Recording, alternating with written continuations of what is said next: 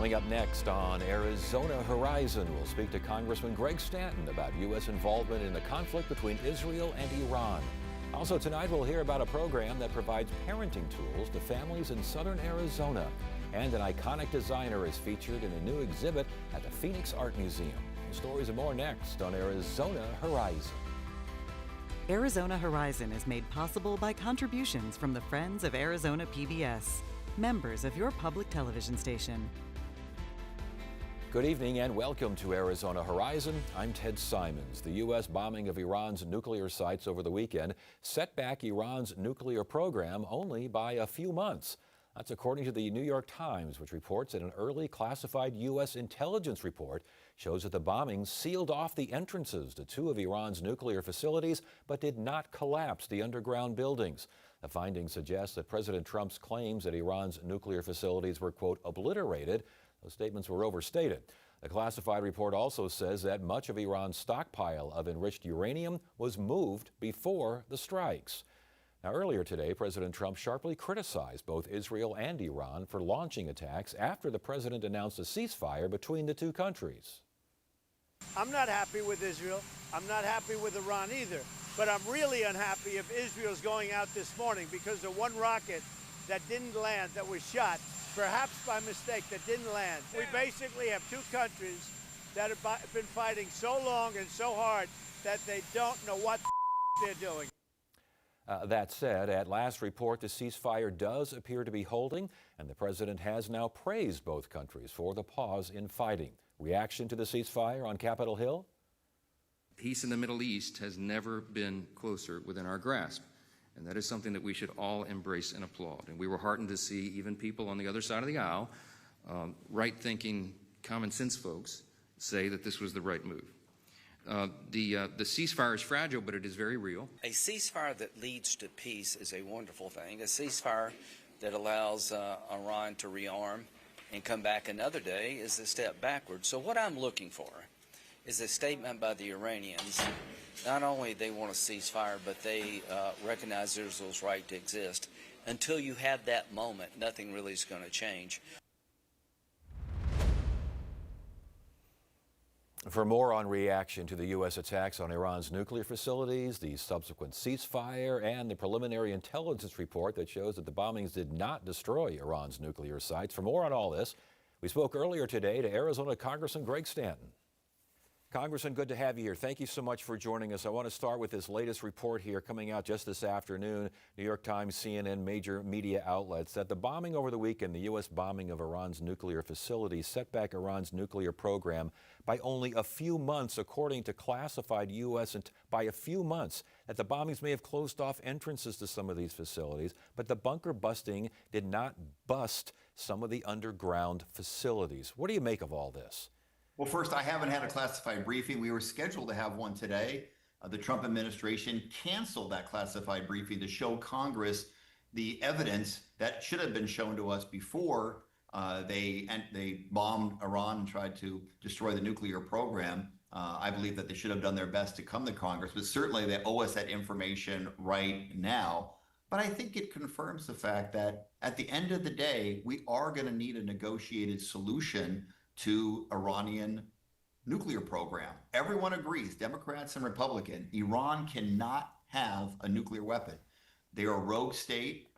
They cause so many problems for their nearby countries in the Middle East. All of that region certainly doesn't want them to have nuclear as they try to develop a ballistic missile program, intercontinental ballistic missile program, potentially putting the United States at risk. We can never allow that to occur. However, we still have the law here in America. The War Powers Act requires the president to work with Congress before taking such an action. And I think that there's been different approaches to how to deal with it. Obama, of course, President Obama did engage in a negotiated solution through the Iran nuclear deal, the JCPOA. Trump pulled us out of that deal. Trump himself was negotiating with Iran.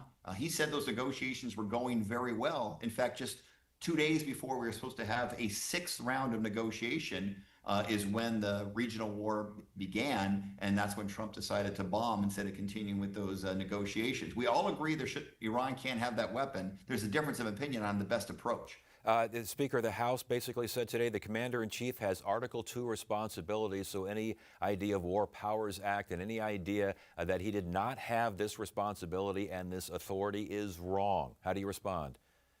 Well, I think the Speaker is wrong. In fact, the Speaker said that the War Powers Act was unconstitutional. It's a very novel approach. If he wants to make that argument, he should apply to be a member of the United States Supreme Court. But as Speaker of the House, he is legally required to apply the law. And the law is that obviously if there's an immediate circumstance, immediate threat to the United States, of course the president has the right to act unilaterally. If there's not an immediate threat, he should come to Congress and seek approval before taking such an aggressive action. This is not a defensive measure. This was an offensive measure. Once the action was taken, he has an obligation to come to Congress and explain to us through a classified briefing, explain why he took this action, why it was necessary. None of that has occurred at this point. But none of it has occurred, and obviously you mentioned previous presidents who've had the same situations. Is the War Powers Act essentially irrelevant?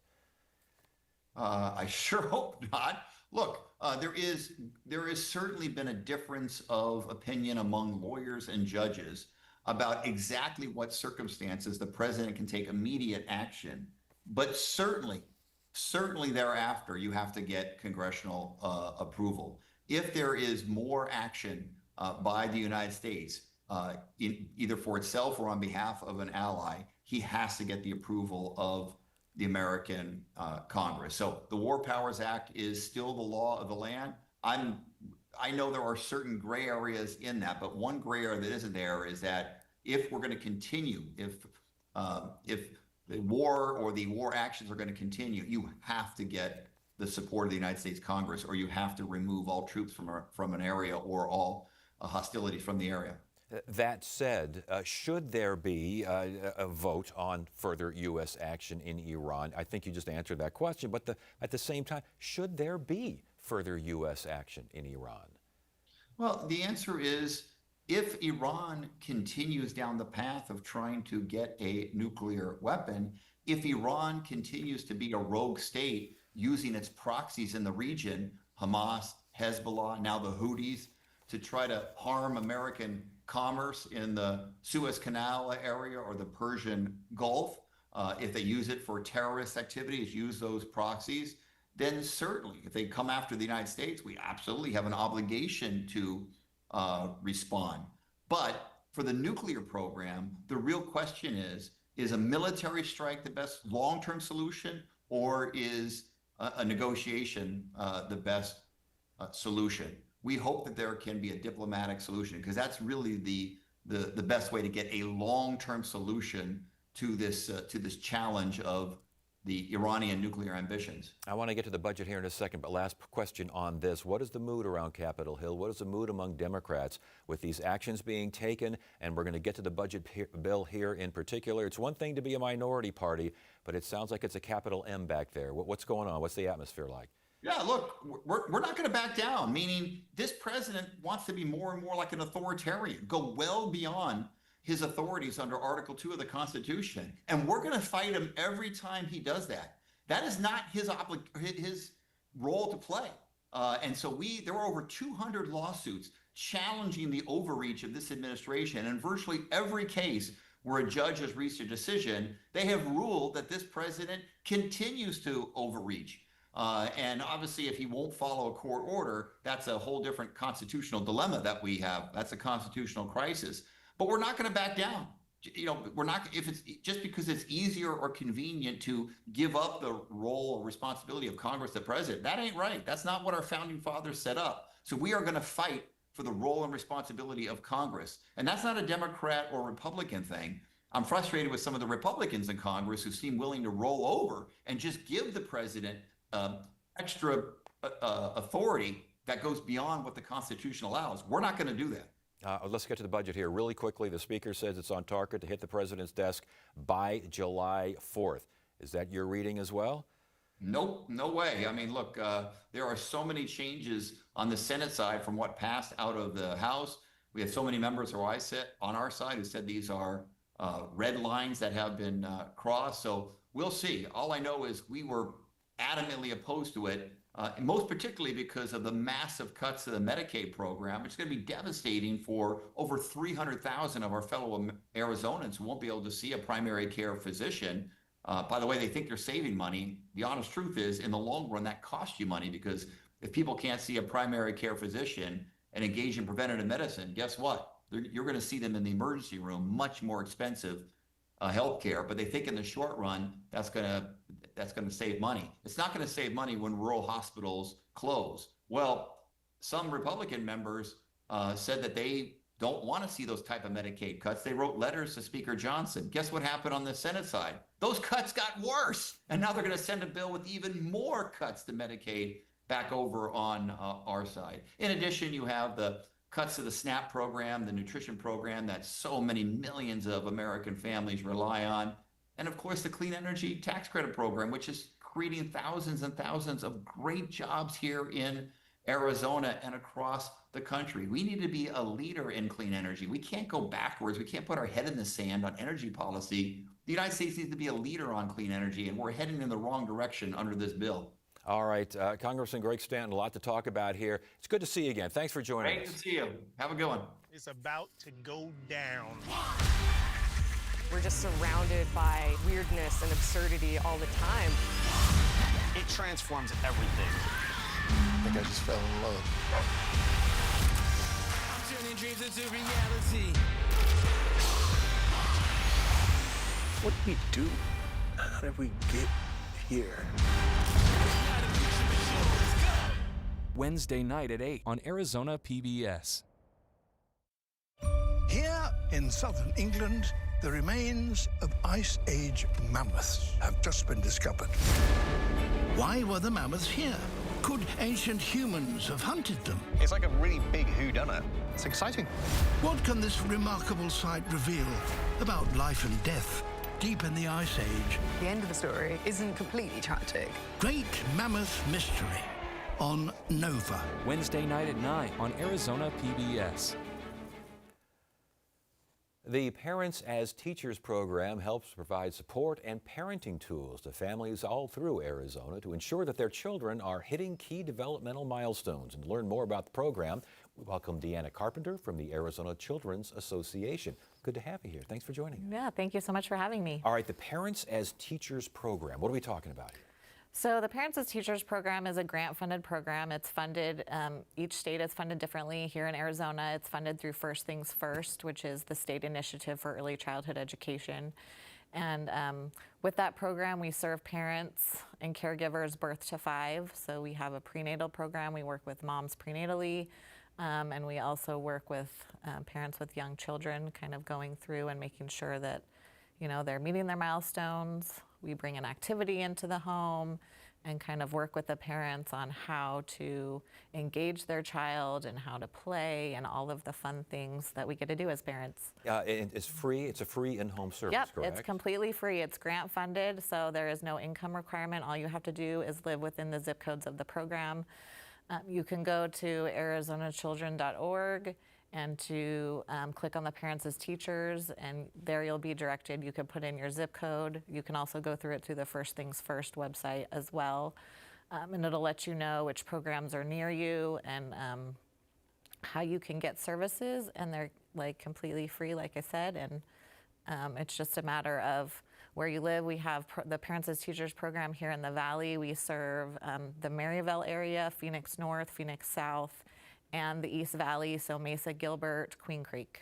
And I know you talk about building confidence and gaining parenting skills and using tools to gain those skills. Give us an example.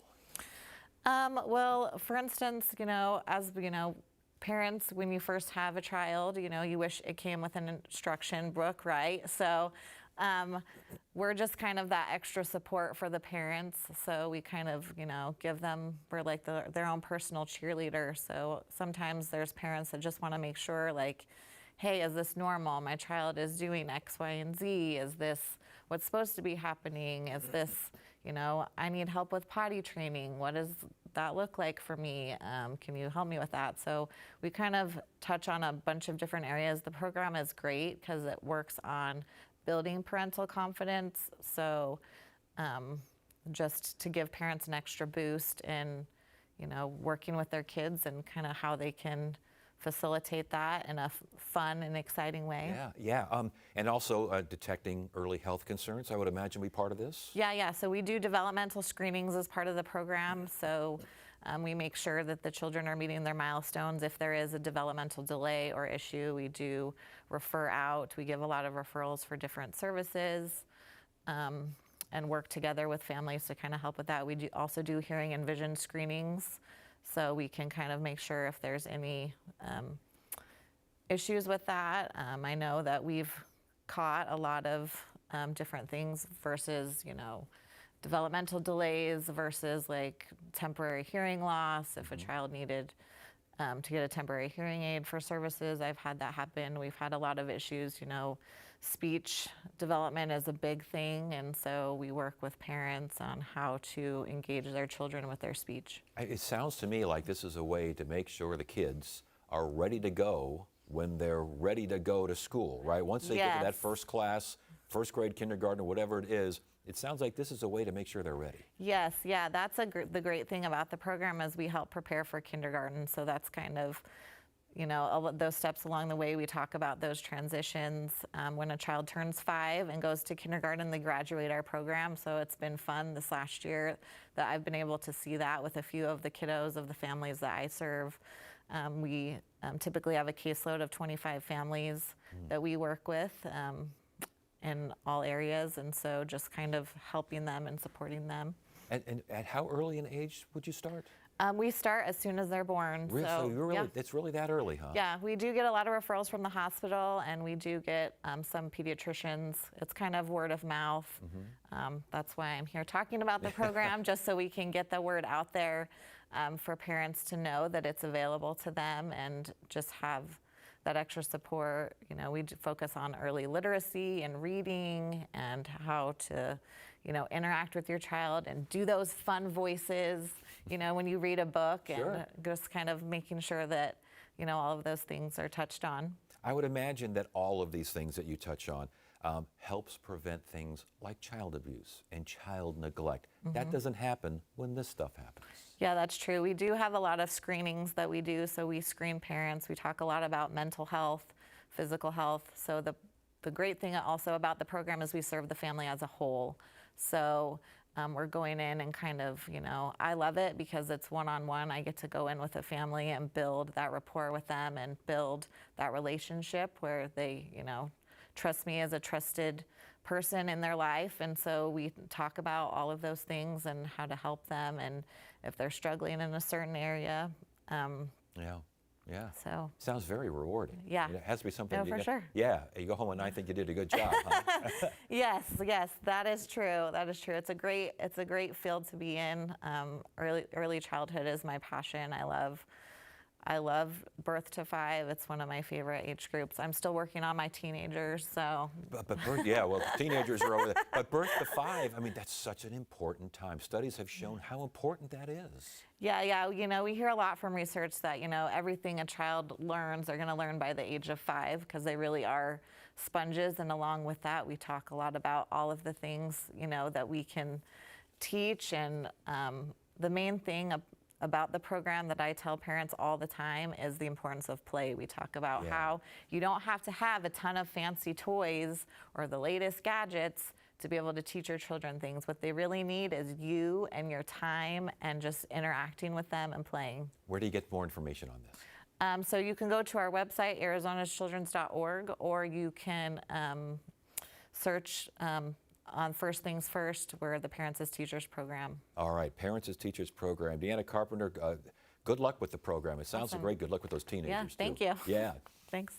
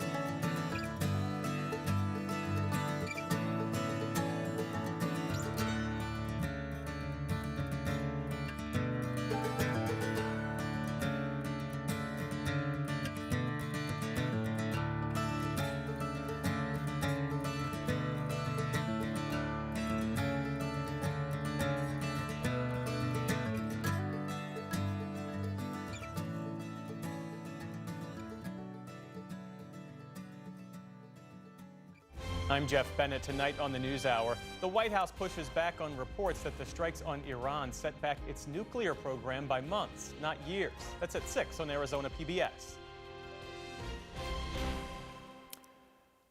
A new exhibit at the Phoenix Art Museum features the work of American designer Anna Sui, who's best known for her innovative work in creating contemporary original clothing. Joining us now is Helen Jean. She's a fashion design curator at the Phoenix Art Museum, the Jackie Dorrance curator of fashion at the museum. Good to have you here. Thank you so much. I'm delighted to be back. This is all, I had no idea who Anna Sui was. Oh, it's an incredible story. Wow, talk to us. Yeah, so American Chinese, first generation, grew up in Detroit, Michigan, knew from an early age that she wanted to be a fashion designer.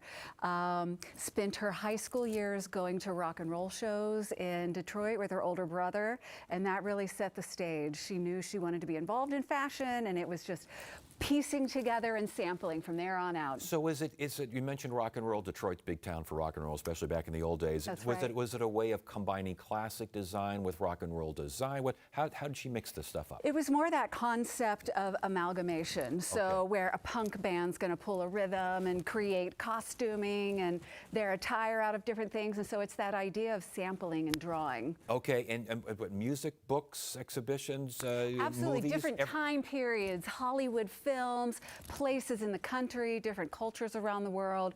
Anna's inspired by so many things. And time periods, I think you referred to time periods, kind of a big inspiration for her, right? So 1960s mod is very inspiring. Or if we look back at the Victorian period, you'll see she's got some beanie hats that have gorgeous velvet ribbons on them, and then bodices that look like there's a corset built into it, and you can wear it with jeans. It's perfect for this age where everyone loves blending things. And it doesn't sound like a lot of people do that. It's not like she's on familiar territory. It's like she's kind of out there on her own. Well, she's always been doing her own thing. She has a very coded, iconic series of colors, and black lace, denim, and spikes are very Anna Sui. All right, let's talk about this Anna Sui exhibit now. It sounds like she got a whole bunch of stuff from her personal archive, That's right. She has an incredible archive. There's almost 100 fully dressed ensembles in the exhibition, and they are all fully accessorized head to toe. Hats and purses and shoes and socks, every little bit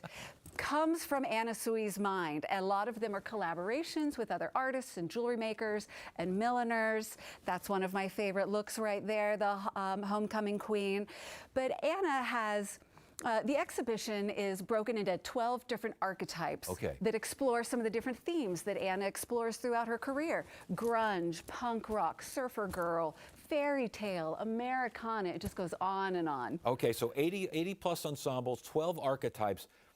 How do you present such a thing? I mean, how is this exhibited? Oh, well, we have an incredible team that all work together. We have an installation designer that works on all of the exhibitions, someone involved in all of our didactics and the words. We have an entire team that builds everything. This is in our largest gallery called the Steel Gallery, and it's open and available through September 25th. And it includes garments, accessories, cosmetics? That's right. Fragrances? That's right. Anna Sui thought about your look from head to toe. And so we carry some of the fragrances and cosmetics in the museum store. So if you're going there, and for someone like me, I mean, I'm finding out about Anna Sui for the first time, and you see this 80 plus exhibits, 12 archetypes, you could get confused, you could get overwhelmed. How do you best enjoy this kind of an exhibit? That's a great question. I appreciate that. You're going to want to consider coming back a few times. There's a lot to read. There's a great book that you can carry around the exhibition. There's music. There's so many details to look at. We have found that a lot of our visitors are coming back for repeat visits. Yeah. So it's good for them to know that if they come on a Wednesday evening, it's pay as you wish, and it's just the small fee for entrance to Anna Sui. Yeah. So basically, don't feel like you're missing something if you didn't get over there or you didn't get over there. Just whatever's in front of you, enjoy it, learn from it. And that's how people should always visit a museum. You're going to be drawn to something, enjoy that time, and that was your moment. That was there for you. I mean, people think of the Phoenix Art Museum, you think of art museums in general, and they think, you know, there's something's on the wall and you point and you sketch, you do whatever. Is this part of what museums do now? I mean, this is really interesting, but it's very different than what you think a museum would do. Well, fashion is art. And That's so true. we are delighted to be exhibiting this alongside our paintings and our sculpture, next to our Monets and our Rodins. just as much intention, creativity, and principle goes into these works. All right, you got about 30 seconds here. What do you want people to take from this exhibit? I want people to make sure that they come out on September 5th for our first Friday that is going to be inspired by Anna Sui. So not only do they get into the exhibition, but they can experience some hands-on activities that invite them into the creative world of Anna Sui. Yeah, and just find out what an iconic fashion designer, what she was up to, what she's doing, what she's still doing, huh? Well, and to remember that she knew she wanted to do this as a young child. Yes. So to all our kids out there that are watching right now, there's so many opportunities for you. Follow your dreams. All right, Helen Jean, Jackie Dorrance, curator of fashion. Good to have you here. Congratulations to the museum for the exhibit, and best of luck. Thanks so much. I can't wait to hear which one is your favorite look. Oh, yeah, I'll write it down. That's it for now. I'm Ted Simons. Thank you so much for joining us. You have a great evening.